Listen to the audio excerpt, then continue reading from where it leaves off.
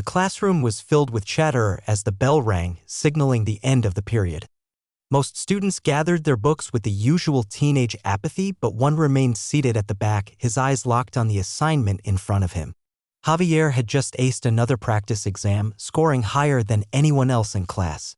He had worked for it, late nights, no weekends, juggling part-time jobs and caring for his younger siblings. But when he finally mustered the courage to tell his teacher he wanted to apply to Harvard, the man laughed. Loudly. Publicly. You? Harvard? Let's try community college first, okay? The words echoed louder than the bell ever could. What Mr. Lawson didn't know was that Javier had already received a letter. It was still sealed in his backpack, waiting for the perfect moment. A full ride. Harvard. Ivy League. And now, the question wasn't whether Javier could make it. It was whether the world was ready for a kid like him to prove it wrong. Javier always sat in the back corner of room 214, not because he was trying to hide, but because it gave him the clearest view of everything. From that spot he could watch the clock, the whiteboard, the teacher's expressions, and most importantly, the way students reacted when something finally clicked or when they gave up completely. He'd learned more from observing than most people learned from lectures. The desk in front of him bore etchings from a decade of restless teenagers he never added to them. While others doodled or texted beneath their desks, Javier took notes with an almost surgical precision. He didn't have the luxury of coasting through school. Every mark, every exam, every paper meant something more. It meant proximity to a future he had to carve out of thin air. His days started before sunrise. He would wait quietly, careful not to disturb his mother who had only just returned from her night shift at the hospital. After getting his younger siblings dressed and fed, he walked them to school, then sprinted the remaining 10 blocks to make it to his first period on time. His backpack was always heavier than it needed to be, filled with textbooks, SAT prep guides he'd borrowed from the public library, and a spiral-bound notebook where he wrote down every goal, deadline, and quote that ever motivated him to push harder. He didn't do it for attention. In fact, he preferred to stay unnoticed. When people didn't expect much from you, it was easier to surprise them. Javier's grades were impeccable, but they came at a cost. While his classmates went out on weekends or scrolled endlessly through their phones, he spent his nights tutoring online, writing essays in the corner of the kitchen while his siblings slept, and solving advanced math problems by candlelight during blackouts. He never complained. Every struggle was a reminder that he was working towards something bigger, something that could change his family's trajectory forever. But even with his dedication and natural aptitude, he knew that people like him weren't supposed to dream too big. The system had a way of reminding you of your place. His AP English teacher, Mr. Lawson, was a man who had taught for nearly 20 years and had long since stopped expecting greatness. He had a sarcastic edge, the kind that could either be endearing or quietly venomous depending on who was on the receiving end. Javier didn't dislike him, but he knew the man had already made up his mind about which students were worth investing in. Javier wasn't one of them. The subtle signals were always there: less feedback on essays, fewer follow-up questions in class, occasional looks of surprise when Javier's name appeared at the top of the score list. Mr. Lawson never said it directly, but Javier could feel it in every interaction. You're smart, but not that kind of smart. Still, Javier kept pushing. He had spent months preparing for college applications, crafting personal statements late into the night, researching scholarships, and emailing counselors he'd never met in person. He had submitted applications to several universities, but one mattered more than the rest. Harvard. It was a long shot, he knew that. The acceptance rate was brutally low. But he also knew that sometimes life demanded you take a chance just to prove you could. He didn't tell anyone except his mother. Not his classmates, not his siblings, and certainly not Mr. Lawson. On the day the early decisions were set to be released, Javier felt a knot in his stomach. The email had arrived that morning, but he hadn't opened it yet. He needed time. Space. Focus. He carried his backpack to school like it was filled with fire, the weight of possibility pressing into his spine with every step. The school day unfolded as usual: mundane lectures, hallway noise, locker slams, announcements over the intercom that no one listened to. But in his chest, Javier felt everything happening in slow motion. When he entered English class, he was greeted by the usual buzz of conversation and chairs scraping against the tile. He took his seat in the back, opened his notebook, and stared at the blank page while Mr. Lawson handed back graded essays. Javier's was marked with an A- with a single sentence of commentary, good structure, but lacks emotional depth. He read it twice, then closed the folder. It didn't matter. Not today. As class wound down, Javier lingered after the bell rang. He approached Mr. Lawson's desk cautiously. He wasn't seeking approval, just honesty. He told him in as neutral a tone as he could that he had applied to Harvard. It wasn't a boast, just a statement of fact. But the look on Mr. Lawson's face shifted immediately. His brows lifted, not in encouragement, but in disbelief. Then came the chuckle. Light at first, then louder. Mr. Lawson shook his head and leaned back in his chair as if Javier had just announced he wanted to be an astronaut next week. He said something casual but cutting, something about setting realistic expectations and not setting yourself up for disappointment. He mentioned how Ivy Leagues were competitive, how they looked for a certain kind of student, and how community college might be a better fit to start with. It wasn't said with cruelty, it was worse. It was said with confidence, as though he was doing Javier a favor. As though the teacher believed, sincerely, that this advice would protect him. Javier didn't respond. He nodded once, gathered his things, and walked out without another word. He didn't feel angry. Not yet. What he felt was confirmation. Not a failure, but of everything he had always known. That the world didn't expect someone like him to be extraordinary. That effort was fine, but aspiration was a step too far. When he sat beneath the tree outside the school that afternoon, he finally pulled out his phone. The email was still there. His fingers trembled slightly as he tapped it open. There it was, the word congratulations glowing at the top of the message. He had been accepted. Full scholarship. Harvard. He read it 3 times to make sure it was real. His heart pounded. He didn't cry. He didn't cheer. He just sat there, the winter sun warming his face, letting the silence hold him steady. They would all know soon enough. But not today. Today, this moment was his. The following week unfolded like any other, at least on the surface.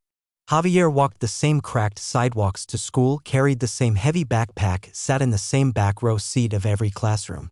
Nothing in his routine had changed, but internally everything had shifted. He still hadn't told anyone about the acceptance letter. It wasn't because he doubted its reality, he had read it enough times to memorize every word, but because he was waiting for the right moment, a moment when the truth could speak for itself. For now, he carried it with him quietly, like a flame in his chest, both delicate and unbreakable. In the days that followed, Mr. Lawson continued treating him with the same tone of casual dismissal. In class, Javier noticed how the teacher directed the more challenging questions toward a handful of favored students, rarely toward him despite his consistent performance. He watched the way Mr. Lawson complimented others for answers Javier had known before the question was even finished. And yet, Javier didn't raise his hand to prove anything. He didn't argue, didn't challenge. He was no longer looking for permission to be excellent. At home, his mother began noticing small differences. Javier moved with more purpose. He studied, yes, but he also took longer walks, stared longer at the ceiling before bed, smiled more when he thought no one was watching. His siblings, too young to understand what a Harvard scholarship meant, sensed a kind of victory in the air, like something long hoped for had quietly arrived. Still, Javier said little. He helped with chores, kept his grades up, and waited. The school was hosting its annual college prep assembly, a half-hearted affair held in the auditorium where representatives from local community colleges, trade programs, and a few state schools handed out brochures and made PowerPoint presentations. The administration claimed it was about creating opportunity, but for many of the students, it felt more like a reality check.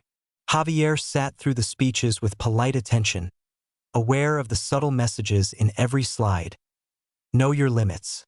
Choose safe options. Don't aim too high unless you have the right background, the right resources, the right name. After the presentations, Mr. Lawson gathered a few students in the hallway to talk about college applications. He singled out one of the athletes with decent grades, encouraging him to look into UCLA, and telling another student she had a strong shot at Berkeley if she kept her GPA solid. Javier stood nearby, listening without being addressed. Then, as if remembering he was there, Mr. Lawson turned and asked if he'd finalized his applications yet. Javier nodded and replied that most were done. The teacher didn't ask where. He didn't ask what the responses had been. He simply smiled in that condescending way again and said it was good that Javier was taking practical steps. That night, Javier stared at the acceptance letter again. He opened the email not out of disbelief, but as a way to ground himself. He read the words slowly, as if drawing energy from each one. They had seen him.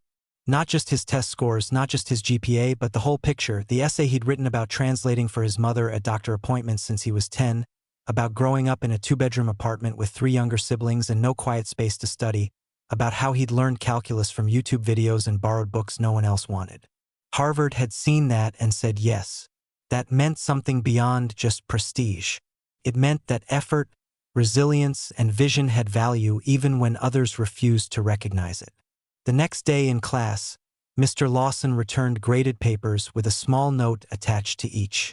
Javier's came back with a B+ and a scribbled remark that the essay felt too ambitious in tone.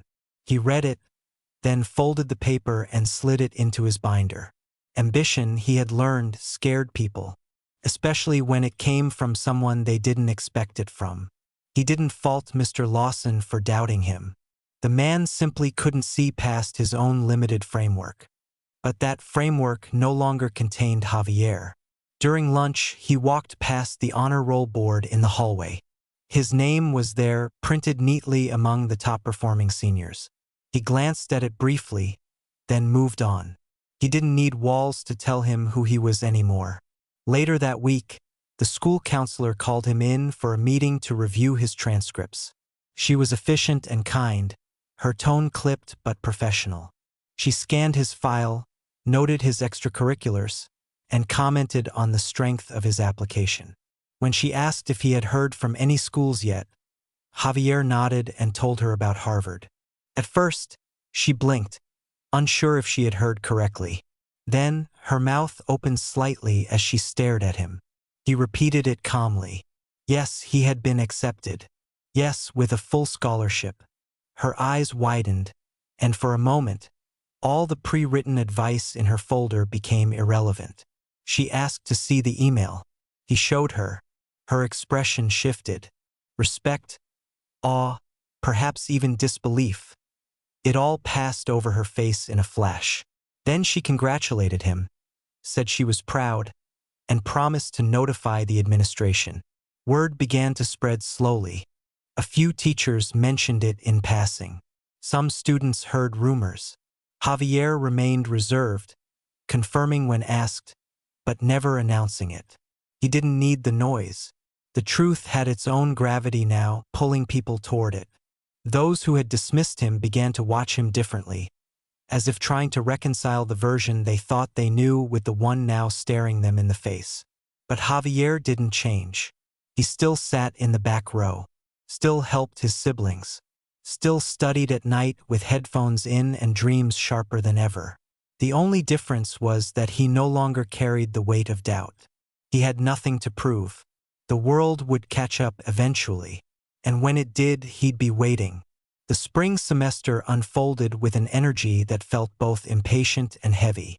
Seniors buzzed with anticipation for graduation, the hallway walls plastered with flyers for prom, senior pranks, and college apparel day. For many students, the end was a countdown, a checklist of lasts. The last test, the last cafeteria pizza, the last homeroom bell.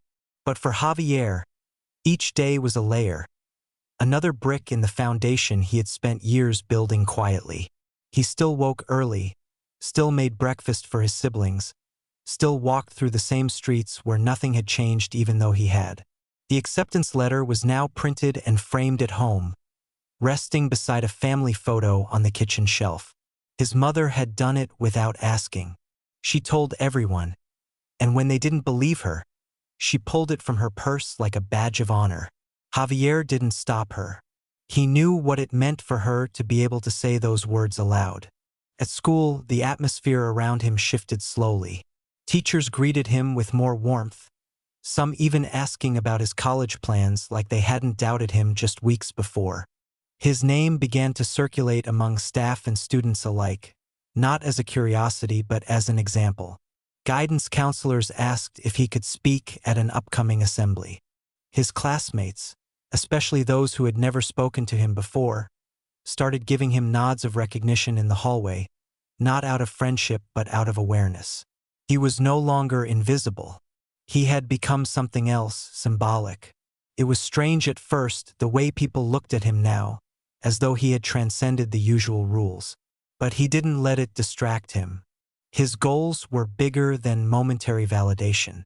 Despite the change in tone, Mr. Lawson hadn't said a word. Not one acknowledgement. Not even a passing congratulations. Javier had passed his classroom multiple times, each occasion offering the chance for a nod or gesture, but it never came. It didn't surprise him. Some people clung to their own narratives so tightly that to admit they had been wrong would unravel too much. So Javier didn't seek it. He didn't wait for closure. Instead, he focused on what he could control, finishing strong, preparing for the transition ahead, and continuing to be the person he'd always been. One afternoon, during a school-wide college fair hosted in the gymnasium, Javier was invited to represent first-gen success stories at a panel table. He sat beside two other students, one accepted into Stanford, the other into a full-ride engineering program at a local university.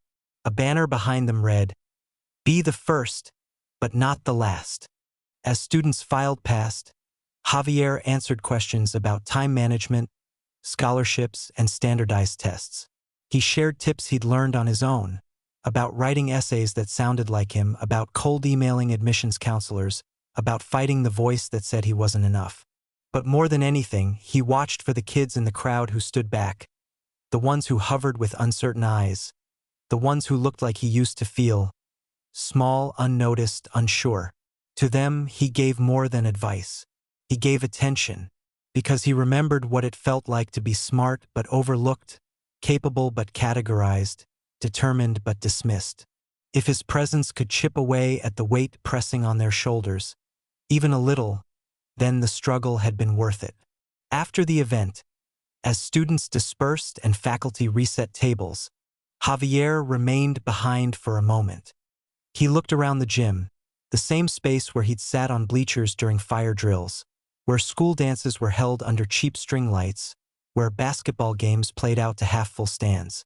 Now, in this very space, he had spoken not just about surviving, but about thriving, about building something without waiting for permission. He left the gym and walked past room 214. The door was open, the lights off. Mr. Lawson sat at his desk alone, grading papers. Javier hesitated, just a moment, then moved on. Not out of fear or anger, but because he no longer needed anything from that room. Whatever validation it could have once offered had been replaced by something far deeper. He had seen the horizon for himself now, and no one's opinion could blur it. That evening, Javier returned home to a kitchen filled with noise. His siblings arguing over homework, his mother cooking, the TV playing too loud in the background. He sat at the table, laptop open, working on a draft of his graduation speech. The school had asked him to be one of the speakers, not because he was class president or the most popular, but because his name meant something now, and he intended to use it wisely. He wrote about beginnings, about the small steps that no one sees but that matter more than any applause. He wrote about failure and how the worst part isn't falling short but being told you were never meant to try. He wrote about resilience, not as a slogan but as a practice, something earned day after day in silence. He didn't name names. He didn't need to. Those who needed to hear it would know. As he saved the file and shut the laptop, he looked out the window. The city lights flickered in the distance. Cars moved along the highway, and the night pressed against the glass like a quiet promise. He knew the road ahead wouldn't be easier. Harvard would challenge him in ways he couldn't yet imagine. There would be new obstacles, new doubts. But he was ready, not because he was fearless, but because he had already learned how to move forward with fear. In a few months, he would pack his life into a suitcase and board a plane to a place that once felt unreachable. But for now, he was here, present, prepared, and steady. The same boy they once underestimated. The same boy they would soon remember. Summer crept in slowly, the school days stretching thinner as the end approached. The air was warmer, the classrooms more restless, and the hallways filled with the kind of energy that only comes when everything familiar is about to change. Seniors began counting down the days with dry erase markers on lockers, crossing off each morning like it was a victory. Final exams loomed, but most of the students were already halfway gone in their minds, dreaming of beaches, road trips, or just freedom from the rigid rhythm of school life. Javier, however, remained grounded. Every day still mattered to him, not out of fear but discipline. He understood that consistency wasn't something to drop once the goal was in sight. It was what carried you through to the finish. At home, the atmosphere was a mix of joy and logistics. His mother had begun preparing for graduation weeks in advance, ironing shirts, polishing shoes, and making lists of relatives who would be coming to the ceremony. She worked extra shifts to cover the cost of travel for family members from out of town. His siblings, too young to fully understand the gravity of Harvard, knew it was something huge because everyone around them treated it that way. They drew pictures of Javier at Harvard, with crayon versions of ivy-covered walls and cartoon professors. He taped one to the refrigerator, smiling each time he walked past it. The school began collecting cap and gown sizes, distributing yearbooks, and hosting mandatory rehearsals in the gymnasium. Javier sat through them quietly, listening to the principal's directions, watching his classmates joke and whisper between rows of metal chairs. He didn't join in, but he wasn't alone either. A few students who had once ignored him now sought him out with questions about applications or scholarships for their younger siblings. He answered when asked, not out of obligation, but because he understood that silence helps no one when you've already walked the path. One morning, as he arrived early for a student leadership breakfast, he passed by a bulletin board near the main office. Pinned to it was a display titled Class of Future Leaders with photos of selected seniors and the colleges they'd be attending. His face was there now, centered on a line of Ivy League names, the Harvard crest beneath it catching the light. For a moment he stood in front of it alone, his fingers brushing over the paper. It was strange to see himself celebrated in a space where, not long ago, he'd been invisible. Mr. Lawson walked past at that very moment. He paused, took in the display, glanced at Javier, and nodded once before walking away. It wasn't a smile. Not a word. Just a nod. But it lingered. For a second, Javier almost believed it was an apology or at least a concession. Yet it lacked the sincerity of acknowledgement. It felt more like a man recognizing the scoreboard had changed but refusing to admit he'd bet against the wrong team. Graduation grew closer. Javier spent hours finalizing his speech. He wanted it to be honest, not a self-congratulating speech about overcoming odds, but a reflection of the broader truth. That talent is everywhere, but opportunity is not. That potential often wears hoodies and second-hand shoes. That sometimes the brightest minds walk through the back doors of this country's institutions because the front ones are barred by assumption. On the day of the final rehearsal, he stood at the podium for the first time. The auditorium was empty except for staff and a few other student speakers. He read his draft aloud, his voice steady but measured. The words landed softly in the open space, echoing slightly.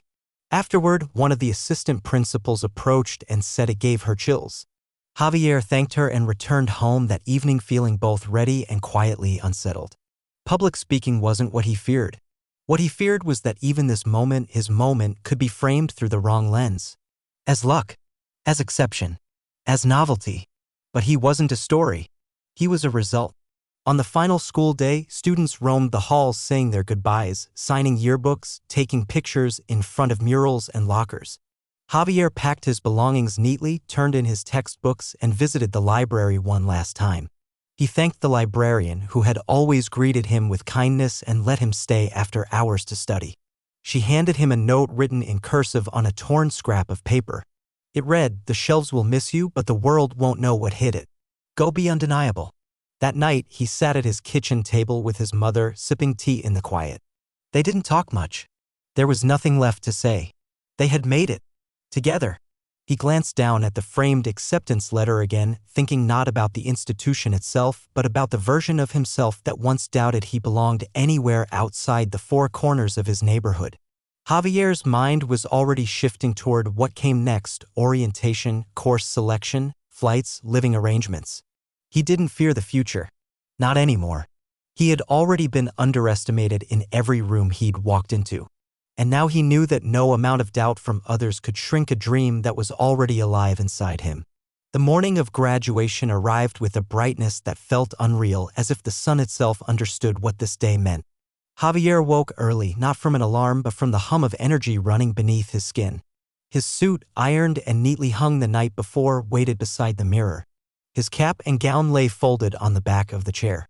Outside, the city was quiet, still caught in the slow stretch of a Saturday morning, but in his small apartment, everything pulsed with motion. His mother moved between the kitchen and the front room, double-checking the camera, ironing her own blouse, making sure his siblings were dressed and clean and ready. They had never attended a ceremony like this before. This wasn't just another school event. This was a turning point for them all. As Javier adjusted his tie in the mirror, he caught a glimpse of himself, not the boy who had once stared at this same reflection in a hand-me-down hoodie, wondering if any of it would be possible, but the young man who had made it real. He didn't feel taller or older. He felt calm, steady, grounded in the knowledge that the world no longer looked the same to him, not because the world had changed, but because he had. He could see through it now, through the smiles and titles and assumptions, through the layers of expectation that had once tried to hold him in place. When they arrived at the school, the parking lot was already full. Families spilled out of cars holding flowers, balloons, and cameras, their excitement bubbling into the early heat. Javier walked alongside his mother and siblings, his cap balanced carefully in his hand, the tassel swinging with each step. Inside, the gym had been transformed. The bleachers were decorated with school colors, the floor lined with folding chairs in precise rows. A makeshift stage rose at the front, framed by banners that read Class of Determination, Class of Resilience, and Class of 2025. Javier took his seat near the front row reserved for student speakers. He held the folded copy of his speech in his lap, not because he needed it, he had memorized every word, but because the weight of it felt familiar and reassuring. The ceremony began with the usual speeches, the principal recounting statistics, a faculty member sharing anecdotes about how far the class had come, the class president thanking parents and staff. Families cheered as names were called, students crossing the stage in a blur of smiles, heels, sneakers, and handshakes. Javier clapped for each one, not out of obligation but because he understood that every name represented more than a student. It represented survival, persistence, often unseen sacrifice. When his name was called, a sudden hush fell over the audience, not because he was unexpected, but because everyone had been waiting for this moment. He walked to the podium, adjusted the microphone, and began. His voice didn't tremble. It didn't rise. It was measured, deliberate, filled with the clarity of someone who had lived every sentence before writing it. He spoke not of triumph, but of process. He described waking before sunrise, walking his siblings to school, borrowing books the school couldn't afford to replace. He spoke of the invisible labor it took to show up every day with a goal that few believed he had a right to chase. He talked about doubt, not just from others, but from within, and how he had learned to treat it like background noise rather than a command. And finally, he spoke about the future, not as a dream, but as a responsibility. That for every Javier in every school hallway across the country, someone needed to speak first, to break the pattern, to hold the door open a little longer. When he finished, the room erupted. Not in the explosive cheer reserved for sports heroes or homecoming kings, but in something more powerful, a collective pause, a wave of standing ovation that felt like the whole gym had inhaled and released something it didn't know it was holding. Javier stepped away from the podium and rejoined his classmates. He didn't smile for the cameras. He didn't wave to the crowd. He simply sat down, hands folded, and exhaled. After the ceremony, dozens of people came up to him, teachers, students, strangers with damp eyes and firm handshakes. Some told him he had reminded them of someone they knew. Others said he had given them something to hold onto. Mr. Lawson approached too, slower than the others, standing at a polite distance before extending his hand. Javier took it. There were no words. None were needed. The gesture was enough, and Javier accepted it not as an apology but as a moment of growth for them both. Back at home, the celebration was small but perfect. His mother cooked her best dishes and neighbors dropped by with warm embraces and folded cards. Javier sat on the couch, his siblings sprawled across the floor, balloons floating against the ceiling, his framed Harvard letter displayed beside the TV. He looked around and saw not a party but a ceremony of another kind, a family bearing witness to change. Not through speeches or certificates, but through presence, food, laughter, and love. Later that night, long after the guests had left and the kitchen had been cleaned, Javier stepped out onto the small balcony. The city stretched before him, glittering under the weight of its own endless stories. He stood quietly, feeling the breeze press against his shirt, carrying the scent of summer and street food and opportunity. Tomorrow he would begin preparing for the next chapter: housing forms, travel logistics, orientation packets. But tonight he allowed himself to be still. He closed his eyes and thought about the teacher who laughed, the classmates who never asked, the counselors who steered him towards safety. He didn't feel bitterness. He felt purpose. Because everything they had overlooked had only sharpened him. Everything they tried to limit had taught him where the ceiling actually was and how to break through it. And now, standing beneath a sky that felt wide enough to finally hold him, Javier understood something simple and permanent. He was never supposed to fit in. He was meant to lead. Javier stepped off the train platform at South Station with a single worn-out suitcase, a backpack slung over one shoulder, and a folder containing his admission documents pressed tightly under his arm.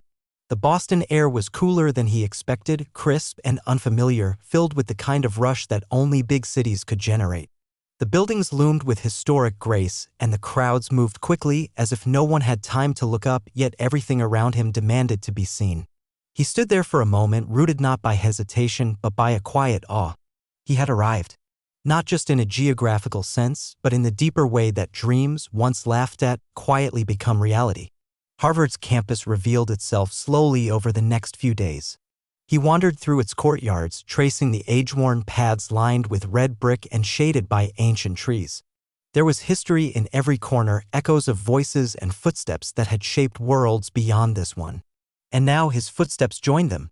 He attended orientation meetings where professors explained syllabi with rapid precision and classmates introduced themselves with names that sounded like legacies, sons and daughters of diplomats, scientists, authors, entrepreneurs. They talked about boarding schools in Switzerland, summer programs in Shanghai, and nonprofit internships in Kenya. Javier nodded and listened, absorbing everything, storing away details like he always had. But he also noticed something else. They didn't intimidate him. He didn't feel lesser. He didn't feel lucky. He felt earned. Because while they had polished resumes and family networks, he carried resilience and discipline forged in rooms where the lights flickered and the air smelled of bleach and rice. He had read textbooks with torn pages, studied while rocking a crib with one foot, and walked into classrooms where teachers never looked up when he entered. And yet here he was. Not by accident. Not by charity, but by right. Classes began, and with them came the pressure. Readings stacked high, discussions that moved quickly, professors who challenged every assumption. At first, Javier kept to himself, observing the dynamics, learning the unspoken rules. He spent long hours in the library, sometimes arriving before sunrise and leaving long after the last desk lamp flickered off. His classmates often looked surprised when he raised his hand, surprised again when his comments cut through the noise with clarity. Some learned his name quickly. Others still called him "Hey man" or "You in the back." He didn't correct them. He simply kept showing up. The weight of Harvard wasn't just academic, it was cultural. And he bore it the way he always had, not with noise, but with consistency. Outside the classroom, he found work-study tutoring sessions, part-time shifts in the campus mailroom, and quiet moments writing essays under the vaulted ceilings of Widener Library. His world had expanded, but his core remained the same. He still called his mother every Sunday. He still sent money home when he could. And he still remembered exactly what it felt like to hear a teacher laugh at the idea of someone like him going to college. That memory, once heavy, had become a tool. A reminder. One afternoon, during an office hour with a professor who had noticed his writing, he was invited to join a research group. The professor said his analysis was sharp, his voice necessary.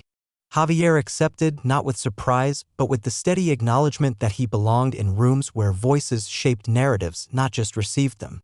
In that seminar room filled with upperclassmen and graduate students, Javier offered insight rooted not in theory but in lived experience.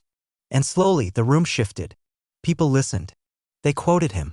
They asked for his thoughts. Months passed. Midterms came and went. He earned his grades not with ease, but with intention.